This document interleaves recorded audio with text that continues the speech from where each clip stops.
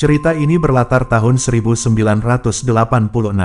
Di tengah malam yang sunyi, tampak seorang pria sedang membongkar sebuah makam tua di pemakaman terpencil. Dengan tangan gemetar namun penuh nafsu, ia mengangkat jasad dari dalam tanah. Jasad itu bukan untuk dikuburkan kembali, tapi untuk sebuah ritual pesugihan, yang diyakininya bisa membuatnya kaya raya dan tidak akan kekurangan apapun seumur hidup.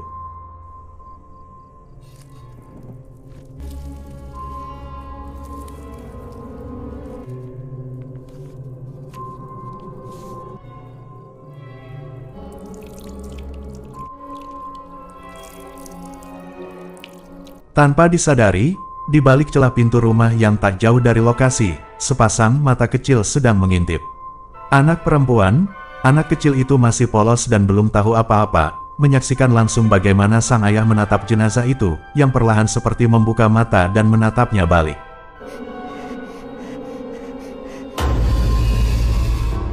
Sepuluh tahun kemudian, cerita beralih ke seorang mahasiswi bernama Mawar. Sejak ditinggal wafat oleh kedua orang tuanya, Mawar menjalani hari-hari dengan kesepian yang dalam. Kini, ia tinggal di sebuah asrama dekat kampus bersama dua temannya, Faye dan Kartika. Hari ini adalah ulang tahun Mawar yang ke-20. Kartika dan Faye memberi kejutan kecil layaknya anak remaja. Meski sederhana, senyum Mawar mengembang lebar. Namun ada satu hal yang tak pernah ia lewatkan tiap hari ulang tahunnya, yaitu ziarah ke makam orang tuanya. Kebetulan, ayah dan ibunya dimakamkan di tempat yang sama. Setelah selesai berdoa, Mawar duduk bersimpuh dan berbicara lirih. Ia meminta izin kepada almarhum untuk belajar mencintai seseorang, karena menurutnya, ia sudah cukup umur untuk mengenal cinta.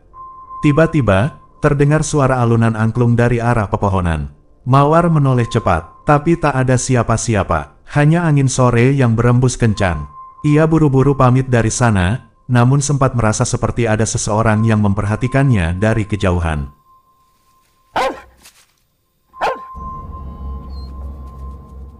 Malamnya, Bu Ati, penjaga asrama, sedang membuatkan segelas teh manis untuk Alek, pacar Faye.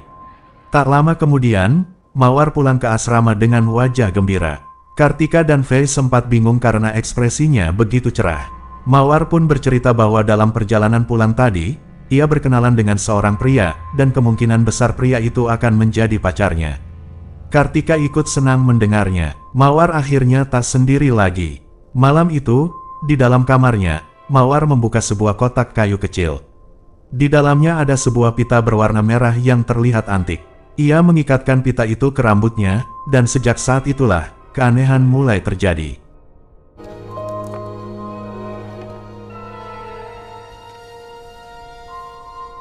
Suatu malam, Kartika mendengar suara telepon rumah yang terus-menerus berdering. Namun setiap kali diangkat, tak ada suara siapapun di seberang sana. Mawar yang keluar dari kamarnya hanya menatap datar. Kartika pun menyuruhnya mengabaikan saja. Mungkin cuma orang iseng. Ada telepon iseng, lo cuekin aja.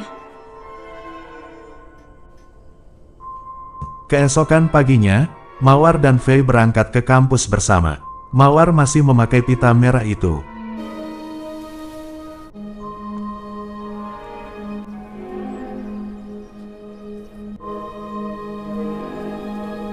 Mawar?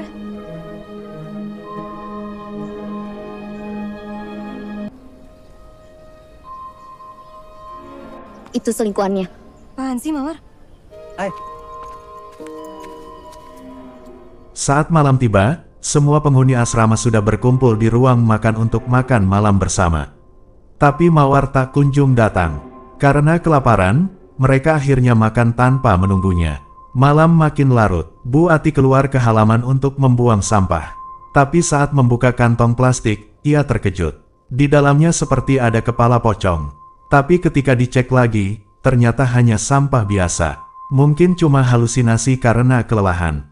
Ketika kembali ke dapur, Bu Ati melihat Mawar sedang membuat kopi hitam untuk seseorang.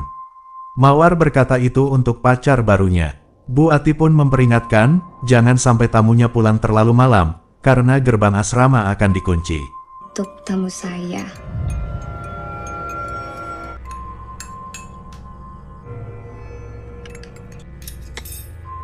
Kan pulangnya jangan malam-malam ya, pagarnya mau dikunci. Pagi harinya, kopi yang semalam dibuat Mawar masih utuh di dapur, tak tersentuh sama sekali. Bu Ati juga melihat jejak tanah berserakan di lantai, yang bentuknya aneh, seperti jejak lompatan pocong. Tak lama kemudian, Fei mendatangi kamar Mawar untuk mengajaknya pergi ke kampus. Tapi aneh, Mawar hanya diam, bahkan menutup pintunya perlahan tanpa sepatah kata pun. Siangnya, Kartika, yang juga penyiar radio kampus, mendapatkan telepon misterius. Suaranya samar, penuh gangguan. Namun setelah dicermati, sang penelpon memperkenalkan diri, namanya Restu. Ia menitipkan pesan untuk Mawar. Tolong, jaga janji kita. Oh, titip pesan. Kartika merasa aneh, tapi tetap menyampaikannya pada Fei. Mereka pun mulai curiga, apalagi setelah tahu dari teman-teman kampus bahwa Mawar sudah 2 hari tidak masuk kuliah. Dan yang lebih mengejutkan, tidak ada satupun mahasiswa bernama Restu di kelas mereka. Malam harinya, Mawar terlihat sedang dandan habis-habisan. Ia bersolek seperti ingin bertemu seseorang yang sangat spesial.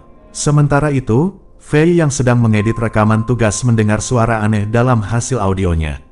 Setelah diputar ulang berkali-kali, terdengar jelas suara Mawar sedang berbicara dengan seseorang, kemungkinan besar pacar barunya.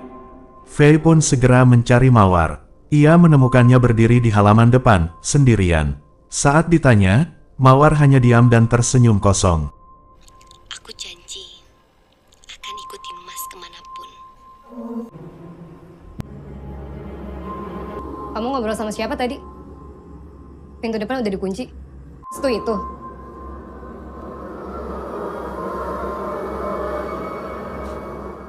Keesokan paginya, Fei dan Kartika memutar ulang rekaman suara Mawar semalam.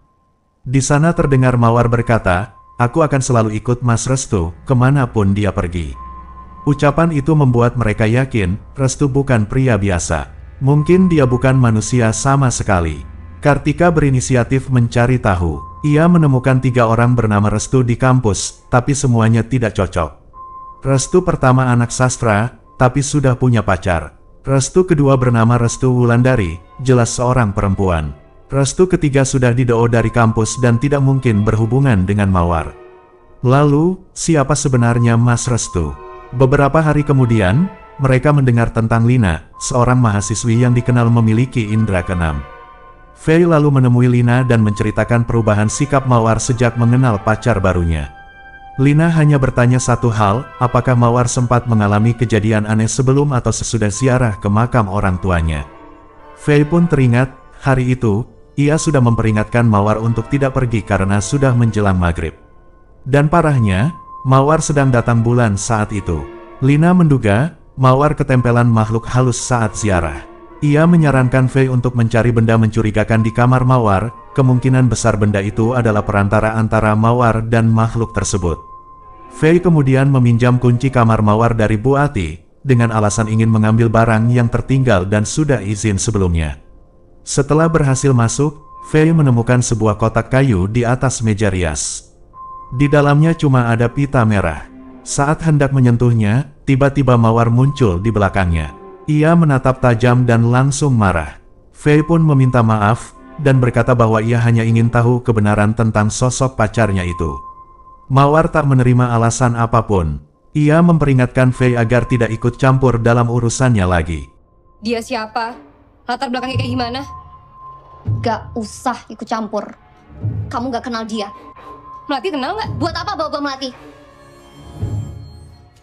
Malam pun tiba. Saat Mawar sedang berdandan untuk menyambut sang pujaan hati, ia baru menyadari sesuatu, pita merah kesayangannya telah hilang. Mawar pun tersenyum dingin, matanya tajam. Kalau begitu, biar Mas Restu yang datang malam ini, dan mengambil pita itu dengan caranya sendiri.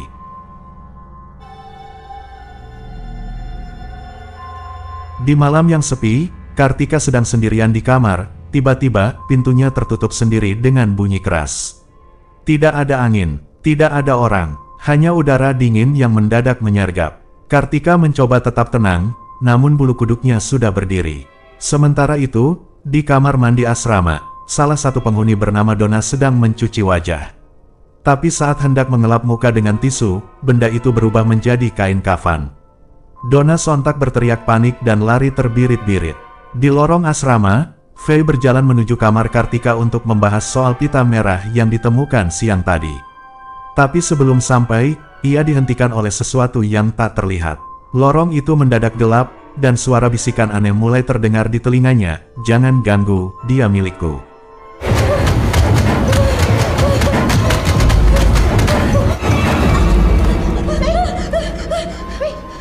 Keesokan harinya, mereka membawa pita merah itu ke kampus dan langsung menemui Lina. Di sana, Lina segera mencelupkan pita itu ke dalam air kembang Piturupo. Dalam hitungan detik, pita itu berubah menjadi tali pocong. Kartika dan Faye saling berpandangan. Kini tak ada keraguan lagi. Sosok yang menjalin hubungan dengan Mawar bukan manusia. Teman kalian sepertinya ketempelan makhluk goib. Bentuknya seperti apa? Kalian yakin mau melihat? Alih-alih takut, mereka justru makin penasaran. Malam itu, mereka sepakat melakukan sebuah ritual untuk memanggil restu, pacar gaib Mawar. Di saat yang sama, Bu Ati naik ke atap asrama untuk mengambil jemuran yang kelupaan. Saat mengangkat kain putih, ia melihat sesuatu bergerak di baliknya, seperti bayangan pocong yang berdiri membisu.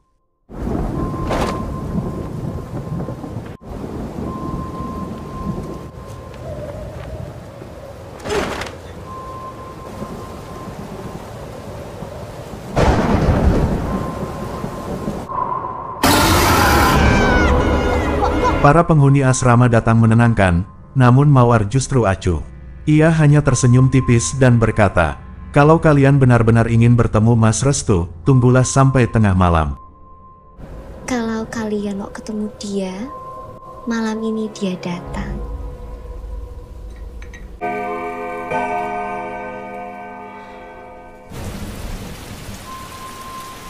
Malam makin larut, mereka menunggu. Tapi Restu tak kunjung datang. Hingga, lampu-lampu mendadak padam. Itu pertanda, Restu telah datang. Tapi anehnya, Mawar menghilang begitu saja dari tengah ruangan. Mereka semua langsung berpencar mencari Mawar ke seluruh sudut asrama. Hingga akhirnya, Faye melihat Mawar berdiri di lorong depan. Ia memanggilnya. Mawar pun menoleh dan berkata pelan, "Faye, sini deh. Aku kenalin sama Mas Restu. Ini dia." Faye mendekat, dan begitu melihat siapa yang berdiri di samping Mawar, tubuhnya langsung gemetar hebat. Alin, ini Mas Restu.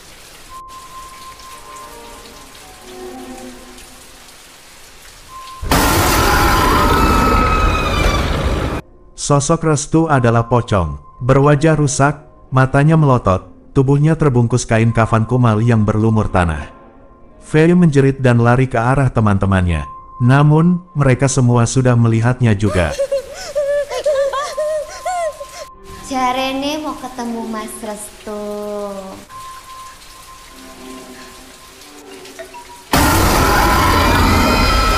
Mereka pun lari tunggang langgang ke kamar atas dan mengunci diri. Nafas memburu, tubuh gemetar, tapi Faye, yang sangat khawatir dengan Mawar, memutuskan turun lagi. Ia tidak ingin Mawar terus dibutakan oleh cinta kepada makhluk gaib.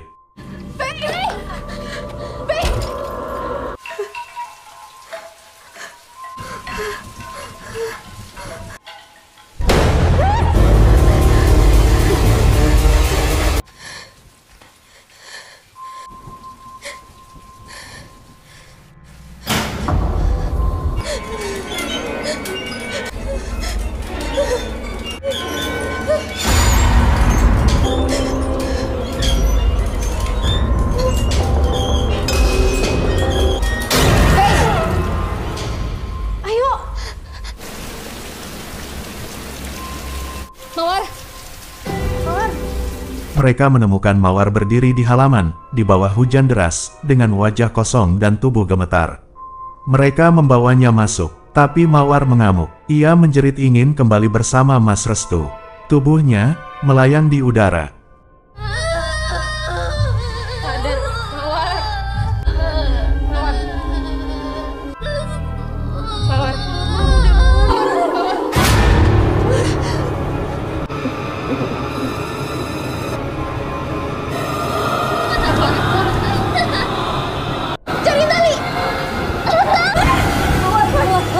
Mereka pun terpaksa mengikat Mawar dan langsung menghubungi Lina untuk meminta pertolongan. Lina tiba di asrama malam itu juga. Ia langsung menyiapkan ritual pengusiran. Mawar dibungkus kain kafan, dan ritual pun dimulai.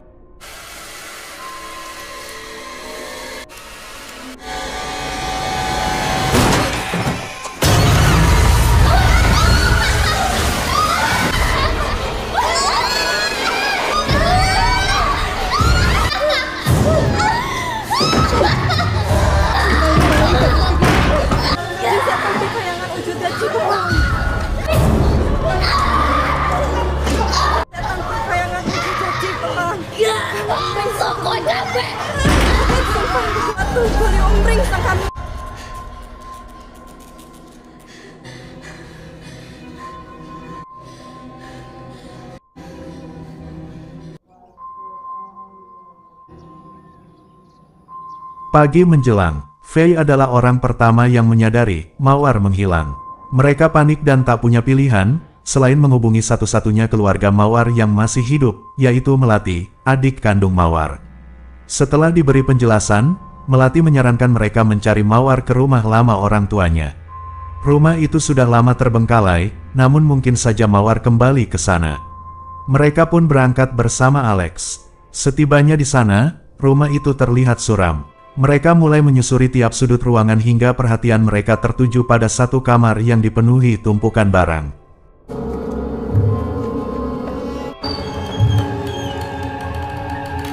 Saat dibongkar, di ruangan itu, mereka menemukan sosok pocong Restu.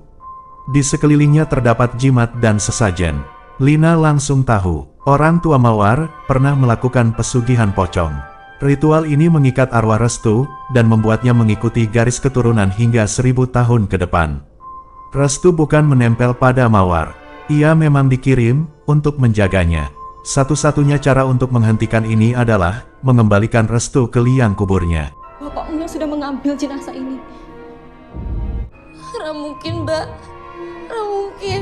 Dan bahkan pelaku pesugihannya harus dikubur di tempat yang sama dengan sang pocong. Kita harus mengembalikan jasad ini ke tempat dia dikubur. Namun saat mereka hendak membawa jasad pocong itu, Restu mengamuk. Tubuh mereka tiba-tiba menjadi kaku. Tangan dan kaki mereka melipat sendiri, seperti pocong. Mereka mulai kehilangan kesadaran, hingga Alex dengan sigap mengikat tali pocong Restu sehingga gangguan pun mereda. Lex, tali pocongnya, Lex! Tali pocongnya ke kepalanya!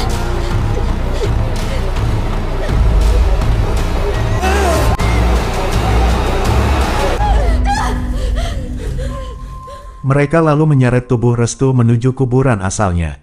Tapi perjalanan itu tidak mudah. Gangguan demi gangguan muncul. Mereka terpisah, nyaris hilang arah. Namun saat mereka berdoa dan berserah kepada Yang Maha Kuasa, jalan pun kembali terbuka. Sialan.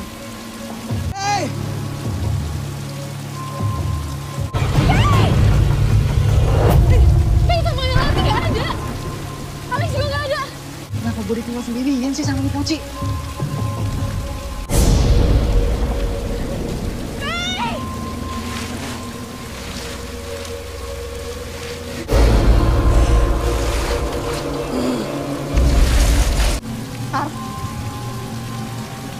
Jangan lihat kiri.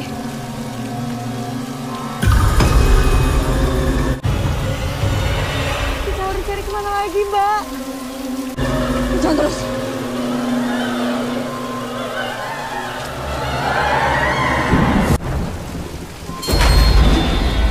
Parah lo semua. Kalau gitu tunggu di mobil gue tadi. Gue juga tiba-tiba tinggal berdua sama Lina. Kalian dari mana sih?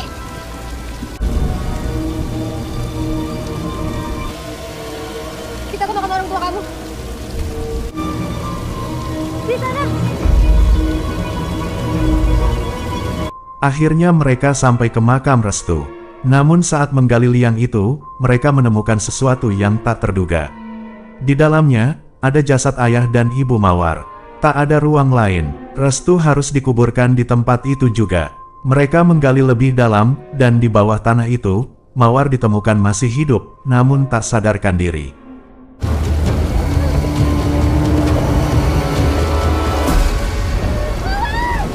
Mereka segera mengangkat Mawar dan menyelamatkannya. Alex selalu menaruh jasad Restu di liang tersebut, dan menimbunnya kembali.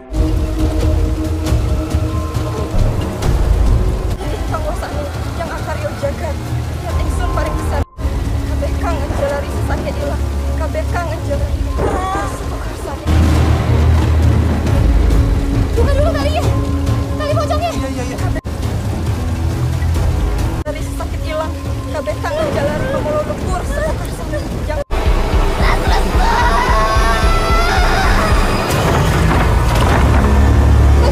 Lex, kumpul Lex.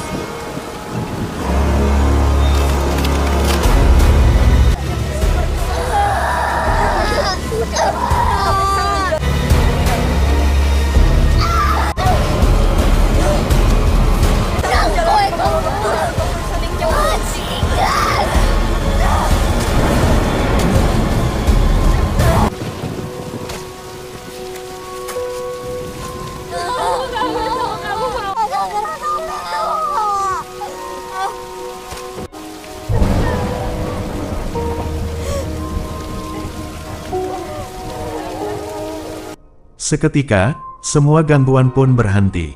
2 minggu setelah kejadian itu, Mawar tampak kembali normal. Ia tertawa, ia bercanda, ia bisa kembali ke kehidupan kampus bersama teman-temannya. Namun, luka di hatinya belum benar-benar sembuh. Karena tak bisa dipungkiri, Mawar telah jatuh cinta pada sosok Restu.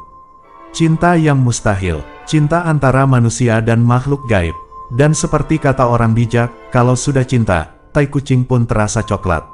Suatu malam, Mawar ditemukan bundir di kamar asrama. Tersenyum, mengenakan pita merahnya kembali. Film pun kembali ke tahun 1986. Di hari di mana Mawar kecil melihat ayahnya melakukan ritual pesugihan, dan jatuh cinta pada pandangan pertama kepada sosok pocong Restu. Cinta yang tak pernah mati, bahkan setelah kematian itu sendiri. Film pun berakhir.